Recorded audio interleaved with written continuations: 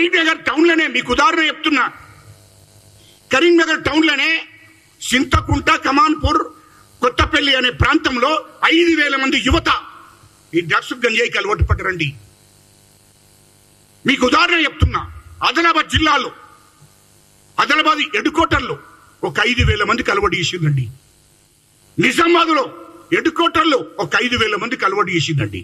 వరంగల్లో, రంగారెడ్డి జిల్లాలో ఎన్ని చెప్పుకుంటూ పోతే ఇన్ని జిల్లాలు.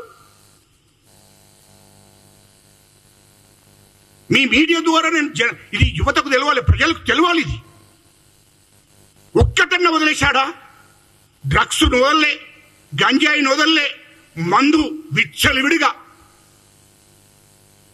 ఇష్టం వచ్చిన మళ్ళా ఇవన్నీ అలవాటు చేసి జనానికి, యువతకు అలవాటు చేసి మళ్ళా డ్రంక్ అండ్ డ్రైవ్, మళ్ళా అట్లా యువత మీద డబ్బులు గుంజడమే. ఆ బండి ఆడబెట్టిపోయి దానికి ఫైన్ కట్టి, వారానికి 2 సార్లు ఫైన్లు కట్టి వాళ్ళ దగ్గర మొత్తం విచ్చలవిడిగా దోపిడీ, యువత మీద, తెలంగాణ ప్రజల మీద గింత దోపిడీ చేసి డబ్బును మొత్తం సంపాదించి లక్షల కోట్లు ఇతర దేశాలలో పెట్టుబడులు పెట్టినటువంటి దుర్మార్గుల గురించి నేను మర్యాద ఇచ్చి ఎట్లా మాట్లాడాలి? మర్యాద ఇచ్చి మీరు అర్థం చేసుకోవాలి. ఇంత ఆవేదన మీకు అర్థమై ఉంటుంది. ఎవరికి వాళ్ళు చేసింది? అరే నిరుద్యోగులు ఉద్యోగాలు కావాలన్నందుకు వాళ్ళ మీద కక్ష కట్టిందండి. వీళ్ళంతా చదువుకొని రేపు పొద్దుగాల మమ్మల్ని ఉద్యోగాలు ఇట్టి అడగనిక్కిరి. మేము ఇంటికో ఉద్యోగం అన్నామా, ఎవరికి ఉద్యోగాలు ఇవ్వలేదు కదా కేటీఆర్. ఇంటికో ఉద్యోగం అన్నాడు, ఎవరికి ఉద్యోగాలు ఇవ్వలే. ఉద్యోగ అవకాశాలు కల్పించాలి. తెలంగాణ రాకముందు ఏమన్నాడు? నిరుద్యోగులకు ఇంటికో ఉద్యోగం ఇస్తాం తెలంగాణ రాగానే అని అన్నాడు. ఏమైంది? ఉద్యోగాలు వచ్చాయా? ఒక్క ఉద్యోగం లేదు. వీళ్ళందరూ చదువుకుంటారే పొద్దుగాల మళ్ళీ వీళ్ళు ఉద్యోగాలు అడుగుతారు. వీళ్ళు అడగకుండా చెయ్యాలంటే వీళ్ళందరూ డ్రగ్స్ అలవాటు చేయాలి, గంజాయి అలవాటు చేయాలి, మందు తాగడం అలవాటు చేయాలని విచ్చలవిడిగా ఈ వ్యాపారాలు చేశారు. ఇసుక దాన్ని విడిచిపెట్టలే, డ్రగ్స్ విడిచిపెట్టలే, గంజాయి విడిచిపెట్టలే, మందు విడిచిపెట్ట, రాష్ట్రం మొత్తం విచ్చలవిడిగా దోపిడీ. మళ్ళీ మీరు అంటారు ఇన్ని లక్షల కోట్లు మరి ఇట్లేదు, అన్ని రకాలుగా ఏది విడిచిపెట్టలే వాళ్ళు. 10,000 కోట్లు అండి దీని మీద సంపాదించింది కేటీఆర్. ఓన్లీ డ్రగ్సే 10 ఏళ్లలో.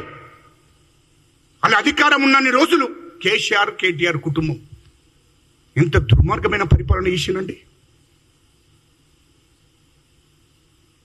ఇంకో ఎపిసోడ్ చెప్తా నేను తర్వాత. ఈ కేటీఆర్ ఆ డ్రగ్స్ దాక్కుంటే ఏం చేసిండో నెక్స్ట్ ప్రెస్ మీట్లో చెప్తాను. ఎందుకంటే ఇది 3 ఏళ్ళు నడవాలి కదా ఎపిసోడ్. 1, 2, 3, 4, 5 ఇట్లా ఖచ్చితంగా జరగాలి కదా.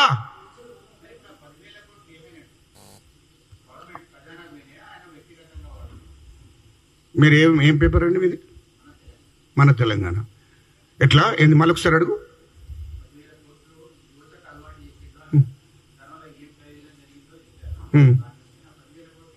$10,000 కోట్లు ఆయన సొంత ఆయన డ్రగ్స్ తీసుకొచ్చిన ఎవరికైతే డ్రగ్స్ తీసుకొచ్చి అమ్మిండ్రో వాళ్ళకి బెనిఫిట్ అవుతుంది. ప్రభుత్వానికి ఎందుకు బెనిఫిట్ అవుతుందండి?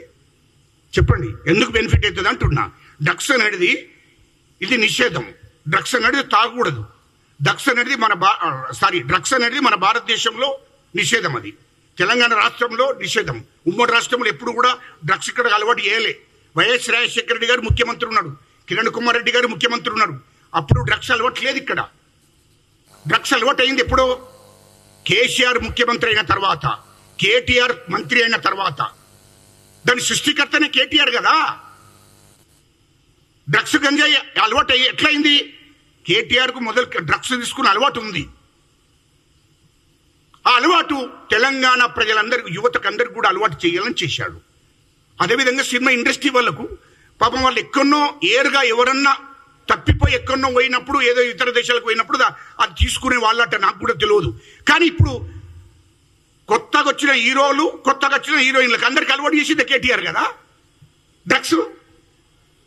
మళ్ళీ అలవాటు చేయించి ఈయన మాట ఎవరైతే ఆ ఫోన్ టాపింగ్లో ఎవరైతే ఇండియాదో వాళ్ళ మీద కేసులు పెట్టించిండు. ఇక వీళ్ళకి డ్రగ్స్ అలవాటు ఉన్నది. హీరోలు అయితే, డైరెక్టర్లు, హీరోలు అయితే ఎవరైతే మాట్లాడలేదో వాళ్ళ మీద కేసులు పెట్టించిండు. వీళ్ళు నా దగ్గరికి రాలేదు, వీళ్ళు డబ్బులు ఇవ్వలేదని. ఇక హీరోయిన్లు అయితే వీళ్ళు నా మాట ఇంటలేడని వాళ్ళ మీద కేసులు పెట్టించిండు. ఏంటి ఇంత దుర్మార్గమైన పరిపాలన ఎక్కడ నన్ను ఉంటుందా? నీతులు చెప్తున్నాడు, నాకేం సంబంధం లేదని. ఉన్న వాస్తవాలు మాట్లాడుతున్నా. నాకు చెప్పానండి, మీ మీడియా ద్వారా అడుగుతున్నా.